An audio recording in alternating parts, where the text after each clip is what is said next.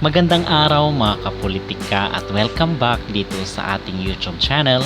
In this video is magbibigay po tayo ng reaksyon at ng ating opinion dito sa announcement daw ng Miss Universe na kung saan ay mag-increase daw sila ng franchise fee dito sa kanilang beauty contest. Pero bago ang lahat ay huwag kalimutang mag-like at mag-subscribe na rin kayo para updated kayo sa ating mga latest issue.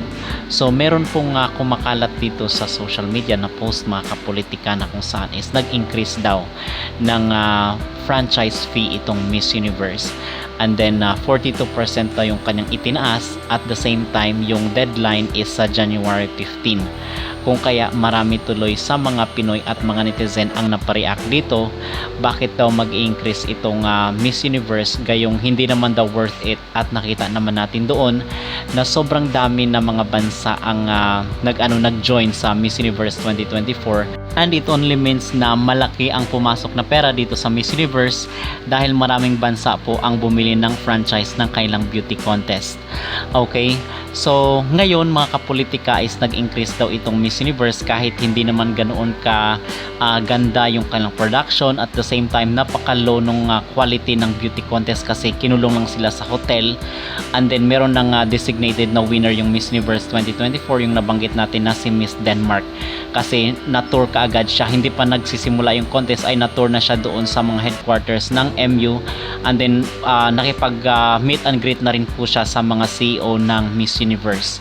So talagang designated na at planado na yung winner dito sa Miss Universe 2024, at nakita ko nga rin doon yung kanyang sagot sa finals ay hindi naman ganoon kaganda at kabigat.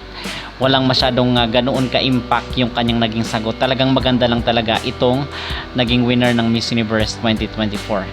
Well, anyway mga kapolitika, inulan nga ng samot-saring reaction itong baka marami daw ang mag-back out na mga bansa dito dahil nag-increase sila ng franchise fee, at the same time parang hindi worth it kasi yung experience ng mga kandidata ay nakakulong lang sila doon sa hotel, wala nga silang pa-tour, and then ano ba ang purpose bakit meron itong Miss Universe, and then naka-designate na pala yung mga winner, and then sila lang din ang pipili ng mga ng mga mananalo sa top 5.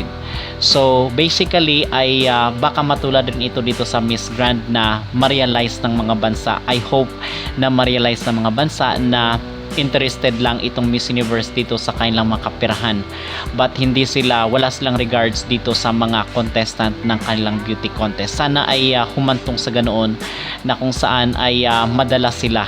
Okay, kasi grabe po talaga ang mga kalakaran dito sa Miss Universe, at hindi worth it na mag-increase sila ng franchise. At saan ba, marami kasi rin ang tatanong na saan ba napupunta itong pera ng Miss Universe, ganon din ka-low yung production niya, yung quality, and then yung mga experience is mas maganda pa nga dito sa Miss Grand International na kung saan is naglibot sila sa buong bansa ng Thailand. Kung ikukumpara mo dito sa Miss Universe na nasa hotel lang po sila, and then nakakalabas lang sila pag dinner, and then doon sa labas yung prelims nila, so doon lang nakakalabas itong mga kandidata ng Miss Universe.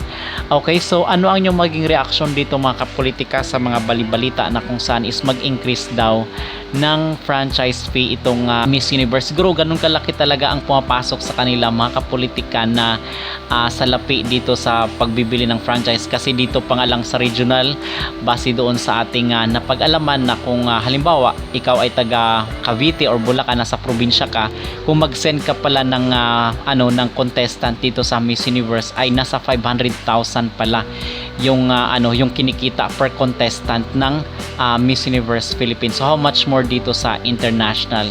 So talagang pera na lang, interesado sila sa pera ng mga tao, ng mga contestant, hindi doon sa quality ng kailang production. So ano ang inyong maging reaction dito mga kapolitika, at ang inyong personal na pananaw na kung saan is nag-increase sila ng franchise fee, at the same time, do you think na worth it ba itong pagsali ng ating bansa dito sa Miss Universe sa 2025?